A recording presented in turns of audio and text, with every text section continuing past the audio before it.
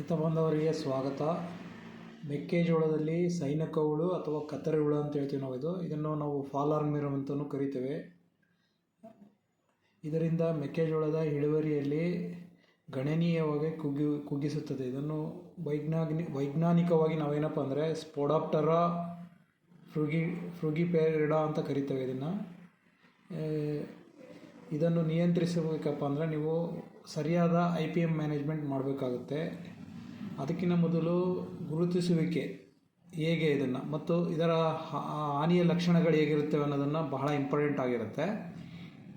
ಗುರುತಿಸುವಿಕೆ: ಹುಳುವಿನ ತಲೆಯ ಮುಂಭಾಗದಲ್ಲಿ ಇಂಗ್ಲೀಷ್ ಆಕಾರದ ವೈ ನಂತಹ ಬಿಳಿ ಬಣ್ಣದ ಗುರುತಿರುತ್ತದೆ.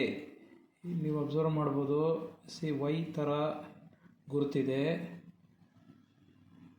ಹಾಗೆ ಹಿಂಭಾಗದ 8ನೇ ಭಾಗದಲ್ಲಿ 4 ಕಪ್ಪು ಚುಕ್ಕೆಗಳಿರ್ತವೆ ನೋಡಿ. 8ನೇ ಭಾಗದಲ್ಲಿ 1 2 3 4 ಕಪ್ಪು ಚುಕ್ಕೆಗಳಿರ್ತವೆ, ಚೌಕಾಕಾರವಾಗಿರ್ತವೆ.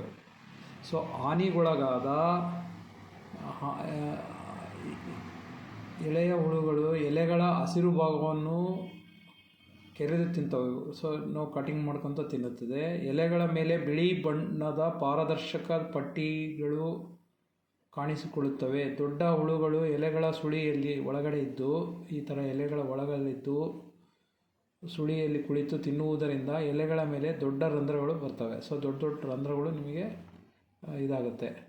ಸೊ ಇದನ್ನು ಮ್ಯಾನೇಜ್ ಮಾಡೋದಕ್ಕೆ ಮಧುರಾ ಅಗ್ರಿಟೆಕ್ನವರ ಅವತಾರ್, ಇದರಲ್ಲಿ ಥಯೋಮೆಥಾಕ್ಸಿಯಮ್ 1% ಇರುತ್ತೆ ಮತ್ತು ಕ್ಲೋರೆಥ್ರೋಪ್ರಿನಾಲ್ 0.5% ಗ್ರ್ಯಾನ್ಯುಲಾರ್ ಫಾರ್ಮ್ನಲ್ಲಿರುತ್ತೆ. ಈ ಹರಳಿನ ರೂಪದ ಔಷಧಿಯನ್ನು ನಮ್ಮ ಮೆಕ್ಕೆಜೋಳದ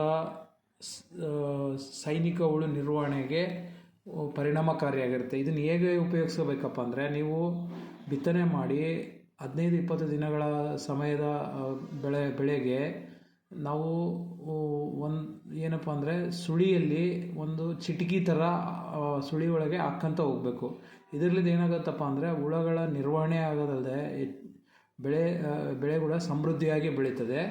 ಸೊ ರೈತರು ಹರಳು ರೂಪದ ಈ ಅವತಾರ್ ಥಯೋಮೆಥಾಕ್ಸಿಯಮ್ 1% ಪ್ಲಸ್ ಕ್ಲೋರೆಥ್ರೋಪ್ರಿನಾಲ್ 0.5% GRನ ಉಪಯೋಗಿಸಿ ಸೈನಿಕ ಹುಳುವನ್ನು ನಿರ್ವಹಣೆ ಮಾಡ್ಕೋಬೇಕಂತೇಳಿ ತಮಗೆಲ್ಲ ಕೇಳ್ಕೊತೇವೆ. ಧನ್ಯವಾದಗಳು.